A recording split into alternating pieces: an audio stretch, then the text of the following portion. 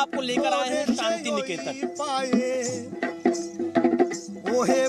यानी रविंद्रनाथ टैगोर की कर्मभूमि।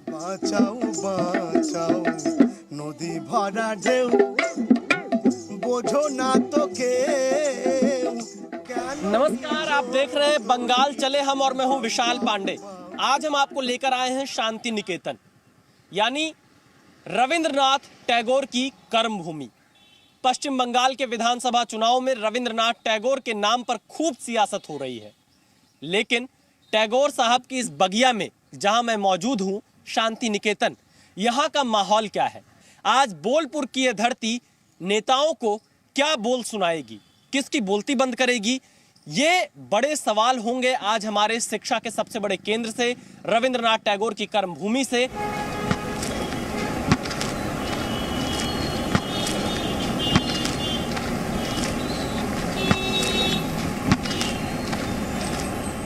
क्या नाम है आपका? मेरा नाम है चंद्रनाथ सरकार। चंद्रनाथ सरकार। क्या करते हैं आप? मैं फिलहाल मैं इधर पढ़ाई करता था म्यूजिक लेकर, अभी तो कंप्लीट हो गया है, तो अभी पार्ट टाइम जॉब के लिए इधर गाइड भी करते हैं। अच्छा, आपने पढ़ाई कहाँ तक की है? मैं म्यूजिक में मास्टर्स किया है। और उसके बाद अब गाइड का काम कर रहा है? हाँ, अभी फिलहाल कुछ नहीं हुआ तो अभी क्या नौकरी करें? नहीं मिल रही? नौकरी नहीं मिल रहा है तो कहीं ट्राई नहीं किया? ट्राई तो बहुत करते हैं वो तो। यानी रविंद्रनाथ टैगोर की इस धरती पर जहाँ शिक्षा का सबसे बड़ा केंद्र, वहाँ नौकरी नहीं? मतलब पूरे बंगाल का ही ये हालत है अभी। चलिए जाते जाते कुछ एक संगीत ही आप सुना दीजिए, क्योंकि आप तो म्यूजिक। हाँ जरूर जी। তোমারে করিয়াছি জীবনের ধ্রুব তারা এ সমুদ্রে আরো কভু হব না কো পথহারা। देखिए, शांति निकेतन में और यहाँ के छात्र भी हमें कुछ मिल गए हैं। लॉकडाउन के बाद से यूनिवर्सिटी तो अभी खुली नहीं है, लेकिन ये लोग यहाँ हैं, रह रहे हैं, पढ़ाई लिखाई कर रहे हैं। क्या शिक्षा की जो हालत अभी भी है बंगाल में जो है वो बहुत अच्छी नहीं है, तो वो स्ट्रक्चर थोड़ा सा मुझे लगता है कि ठीक करना पड़ेगा। चलिए जाते जाते बता दीजिए, इस बार युवाओं की पसंद कौन है? युवा की पसंद मैं नहीं कह सकता, पर मेरा राय मानना है तो मुझे लगता है कि दीदी को फिर से जीतना पड़ेगा। क्या है बोलपुर के मुद्दे? बोलपुर की जनता क्या चाहती है, आप बताइए। तो अभी सब मुंह नहीं खुला सकते। उसको बंदा को आपने देखा, वो या तो मोदी का फैन हो सकता है, लेकिन वो जुबान का आज़ादी यहाँ पर नहीं है। जुबान की आज़ादी क्यों नहीं है शांति निकेतन बोलपुर में? ये तो आज़ादी का सबसे बड़ा केंद्र है। लेकिन ये राजनीति वाले में बोल नहीं सकते, राजनीति के खिलाफ कोई बोल नहीं सकते। अगर कोई बोलेगा तो उसके ऊपर हमला होगा। कौन लोग हमला करते हैं संटू? यहाँ पे जो सरकार जिसकी है वही लोग करते हैं। बता रहे हैं कि यहाँ अगर ज़्यादा बोल दिया तो मार भी पड़ सकती है। गजब की स्थिति है, आगे बढ़ते हैं।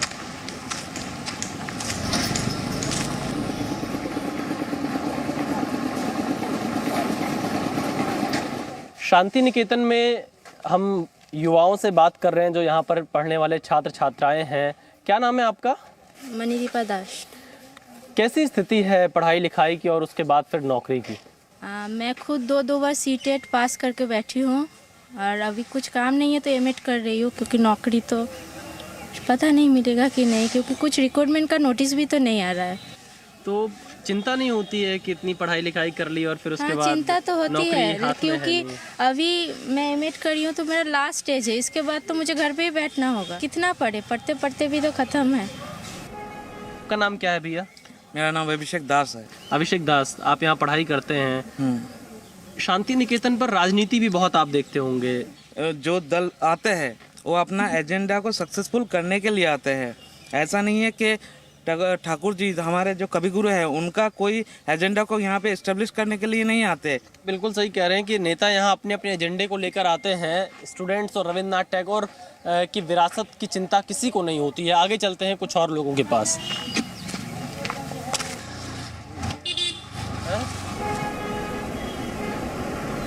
देखिए, शांति निकेतन में जब आप घूमेंगे इस विश्व भारती यूनिवर्सिटी में, जगह जगह आपको कला संगीत के विद्यार्थी टकराते रहेंगे। और यहाँ पर आप देखिए, हम जब निकल रहे थे तो हमें दिखे 2 कला की स्टूडेंट्स यहाँ पर। नाम क्या है आपका? श्रीमोई नाम है हमारा। ये बताइए कि विश्व भारती जिसके लिए जाना जाता है, अपनी कला संस्कृति संगीत वो सब चीज़ें अच्छे से यहाँ पर चल रही हैं? चल रही हैं, चलती थी, अभी फ़िलहाल के लिए बंद है। और क्योंकि बहुत ज़्यादा पॉलिटिकल अफेयर हो गया है यहाँ पे, चाहे आप बोले कैंपस की बात बोले या फिर कैंपस के बाहर की बात बोले, हर जगह पे अभी बहुत ज़्यादा पॉलिटिक्स हर जगह पे। तो फ़िलहाल के लिए तो थोड़ा, और कोरोना की वजह से तो और भी बंद है। अच्छा, आपको लगता है कि राजनीति की वजह से यहाँ पर अशांति हो रही है शांति निकेतन में? बिल्कुल हो रही है, बहुत ज़्यादा हो रही है। के लिए सबसे बड़ा मुद्दा चुनाव में क्या है? ऐसे बोला जाए तो बहुत कुछ ही है, जैसे क्योंकि विश्व भारती डायरेक्टली बीजेपी कह रही हूँ, सॉरी, गवर्नमेंट के, सेंट्रल गवर्नमेंट के अंडर आता है। तो उस हिसाब से मुझे ऐसा लगता है कि यहाँ पे जैसे अभी बहुत रिसेंटली अमित शाह जी आए थे, तो मुझे ऐसा लगता है कि जहाँ पे ऐसे कला का क्षेत्र है, वहाँ पे मुझे ऐसा लगता है कि उन लोगों को बुलाया जाए जो कला से रिलेटेड है। तो बहुत ज़्यादा पॉलिटिकल अफेयर इस तरीके से हमें हैम्पर कर रहा है, तो ये चीज़ हम नहीं चाहते हैं।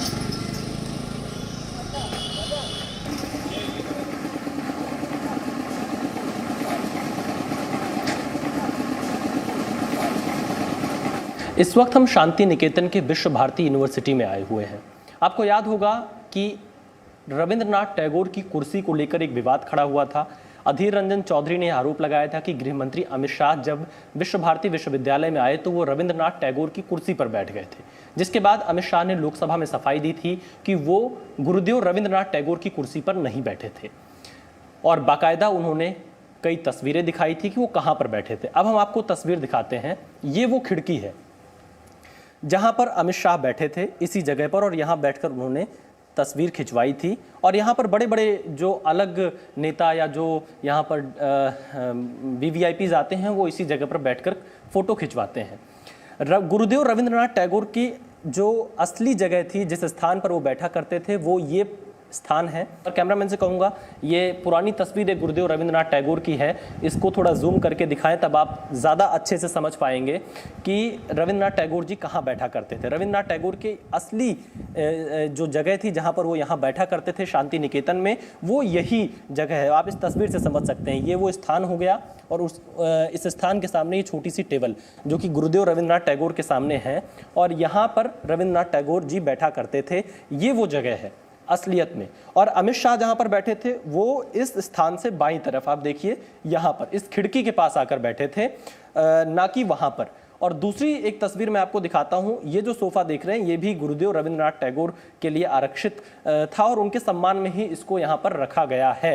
देखिए, अमित शाह जहाँ पर बैठे थे, ये कोई सोफे की जगह नहीं है। यहाँ पर ये लकड़ी का बना हुआ और पत्थर की ये जगह है।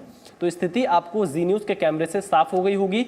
कुछ तस्वीरें पेश की गई थी इस पूरे विवाद के बाद, जिसमें यह बताया गया था लोकसभा में भी गृह मंत्री अमित शाह के द्वारा कि पूर्व प्रधानमंत्री पंडित जवाहरलाल नेहरू जब यहाँ पर आए थे शांति निकेतन विश्व भारती यूनिवर्सिटी में, तो वो गुरुदेव रविंद्रनाथ टैगोर की कुर्सी पर बैठकर कुछ लिख रहे थे। तो वो ये वही कुर्सी है।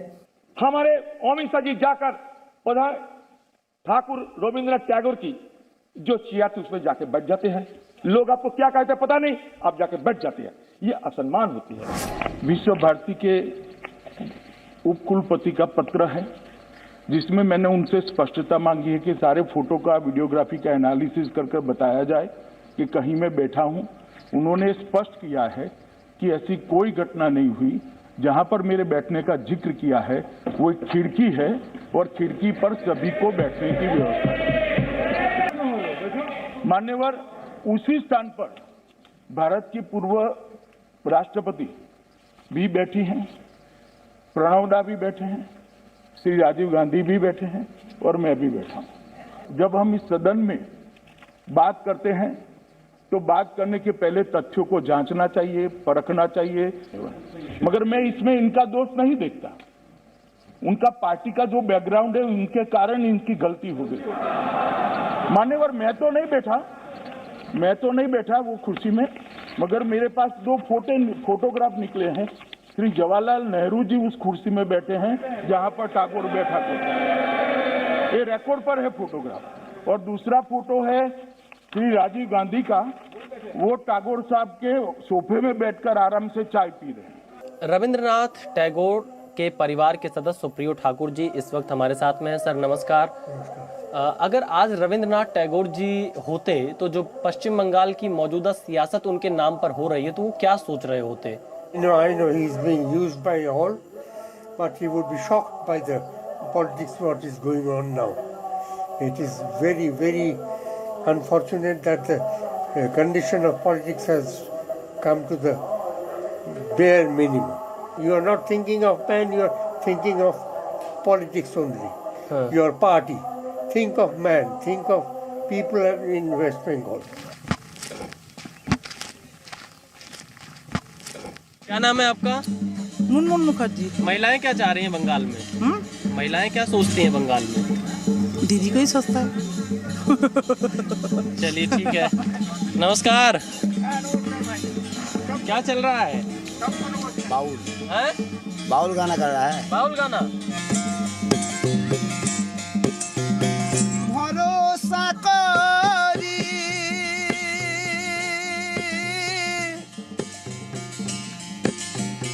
ए भव कांडारी हालती छाड़िया तारे दाओ दाओ दाओ रे।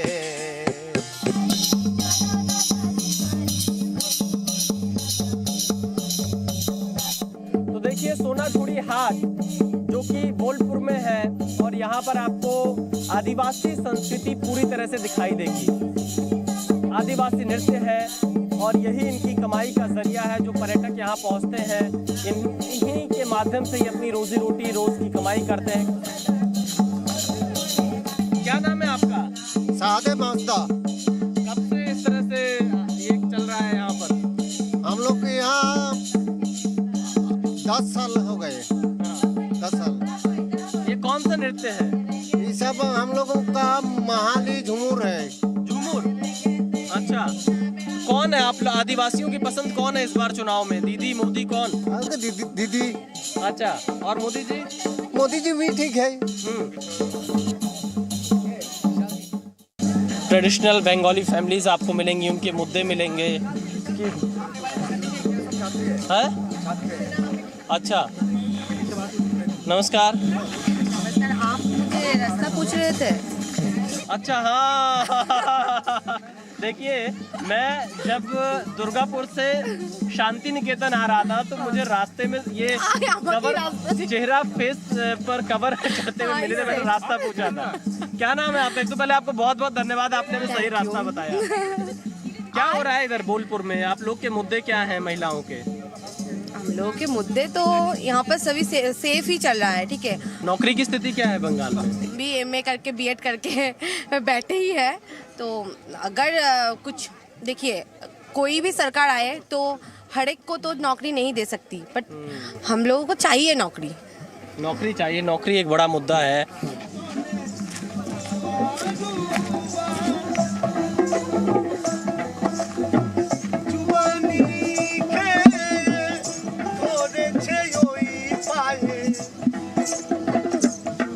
नमस्कार। जय गुरु जय गुरु। जुबानी खेये धरेছে ওই পায়ে ওহে ভবের কান্ডারি এবার আমায় বাঁচাও বাঁচাও নদী ভরা ঢেউ বোঝো না তো কেউ কেন নিজ তোরি বাউ বাউ বাউ। नमस्कार दादा, आपका नाम क्या है? प्रशांत दास बाउल। आपके यहाँ अमित शाह जी आए थे? हाँ, वो जो वासुदेव दास बाउल है ना। हाँ, थोड़ा हल्का जी जी। क्या? वासुदेव दास बाउल है ना। हाँ। वो मेरा अंकल है। हाँ। और वो मेरा भाई है। अच्छा, आपके घर आए थे अमित शाह जी? हाँ। क्या अमित शाह जी ने खाना खाया था? खाना खाया था।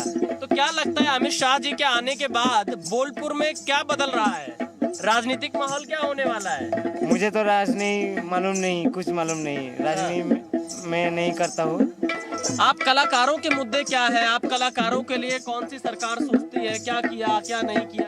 TMC तो सब कुछ कर दिया। तो अभी तो न्यू सरकार आएगा तो वो भी कुछ नया करके दिखाएगा। न्यू सरकार किसका आएगा? पता नहीं, कोई आदमी बोलता है वो बीजेपी आएगा, कोई आदमी बोलता है वो टीएमसी रहेगा, पता नहीं क्या होगा। चलिए, जय गुरु, जय गुरु, जय गुरु। तो क्या हो रहा है बंगाल में? आप बंगाल? हिंदी में बात क्यों कर रहे हैं, बंगाली में बात करिए। मैं दिल्ली से आया हूँ, मैं ओके। कोशिश कर रहा हूँ समझने की, सीखने की। ओके ओके जैसे ही सीख जाएंगे वैसे ही आप लोग की तरह बंगाली में बोलने लगेंगे। डेफिनेटली। तो क्या हो रहा है इधर की बंगाल की बेटियां इस बार चुनाव में क्या चाहती हैं? जो अच्छा काम कर रही है उसी को वोट देंगे। अच्छा काम कौन कर रहा है? आपको भी पता है, हमको भी पता है। ऐसे मुझे नहीं पता है, आप वोट बताएं। वोट के बारे में मुझे लगता है दीदी को थोड़ा आजकल थोड़ा सा उनको रेस्ट का ज़रूरत है, उनको थोड़ा सा आराम की ज़रूरत है, क्योंकि उनका पैर में चोट लगा है, तो उनको थोड़ा सा आराम दीजिए।